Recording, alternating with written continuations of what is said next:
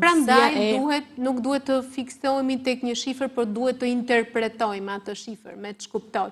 Shifra është fillimi, domethënë nëse ty të del i lartë kolesteroli keq dhe kolesteroli total, pastaj rrugëtimi mjekësor fillon që aty, por është një indikacion, sepse nëse ti e ke normal nuk ka pse të shqetësohesh, por nëse është mbi vlerët, pastaj mjeku mund të analizojë parametrat e tjerë. Dhe unë mundova të sqarojmë pak, a quhet normal 200-220 deri 250 apo quhet i lartë? Totali? Totali. Mbi 240 është i lartë, 200 deri në 240 domethënë përafërsisht është borderline, pra që është kufiri. Mirë, bëm shumë mirë që e sqaruam dhe këtë, sepse dikur thuaj 180, 200, pastaj mbi 200 quhet i lartë, kështu që mirë që e sqaruam edhe këtë. Dhe fjalën rrezikshmëri, dhe gjithmonë kolesteroli i lartë lidhet gjithmonë me ato pllakat në arteret, që është edhe fjala që shkakton alarm tek të gjithë ata që na dëgjojnë. Ç'mund të themi për këtë? Kolesteroli keq, pra LDL-ja, kjo lipoprotein, po i referojmë kolesteroli keq sepse është pikërisht ai është edhe ai që mos ndalemi te detajet. Është një shkaktar i sëmundjes së zemrës, sepse në studimet shkencore ka studime që thjesht tregojnë një lidhje asociative, që për shembull kolesteroli lidhet me sëmundjen e zemrës. Po kjo nuk mjafton për të vërtetuar që ai është shkaktar. Dhe LDL-ja është shkaktar i aterosklerozës, pra i ngushtimit të enëve të gjakut, dhe është e sigurt, domethënë pikë, nuk ka vend për diskutim, sepse dëgjoj edhe shpesh që thonë nuk është i rrezikshëm, është shkaktar. Nuk do të thotë që fakti që është shkaktar çdo individ që ka kolesterol të keq, LDL të lartë, do të zhvillojë aterosklerozë, sepse janë sëmundje më komplekse, më multifaktoriale, por është shkaktar ashtu siç është cigaria për kancerin e mushkërisë. Që është dhe hyn tek shkaktarët.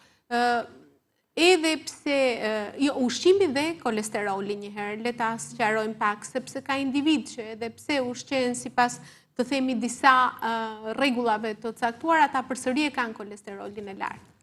E këtu pastaj shkaku kryesor, pavarësisht se ka dhe shkaqe dytësore, është gjenetika, sepse jo të gjithë kanë fatin e mirë të themi që të kenë një metabolizëm ose një homeostazë të kolesterolit normal, kështu që në disa individ të cilët kryesisht mund të kenë probleme me receptorët e kolesterolit, edhe në qoftë se ushqejnë shëndetshëm kanë kolesterol të lartë. Pastaj ndryshimet gjenetike, efektet gjenetike janë të ndryshëm për individët, sepse ka efekte gjenetike që janë shumë të fuqishme, më agresive, dhe për ta thënë një gjuhë të thjeshtë, edhe uji nëse ti pi kolesterolin e ke të lartë, janë raste shumë të rralla, dhe shumica prej nesh kanë më shumë variacione gjenetike që kanë një peshë më të vogël, dhe pastaj varet nga numri i këtyre variacioneve që ne kemi trashëguar, si pikët e një provimi që mblidhen, dhe në bashkëpunim ose në ndërthurje dhe me stilin e jetës mund të shfaqet genit. Po dikush që na dëgjon me këtë fjali thotë që po është e kohë që unë të mbaj një regjim ushqimor të caktuar, se e pas kam e predispozuar që e kam të lartë, apo ndikon edhe ushqimi? Ndikon, në raste të rralla, pra si shumë e përmenda më përpara, kur ti ke një mutacion gjenetik me një efekt shumë të lartë, që vetëm LDL-ja jo totali, për shembull mund të jetë 300. A vetëm LDL-ja? Po.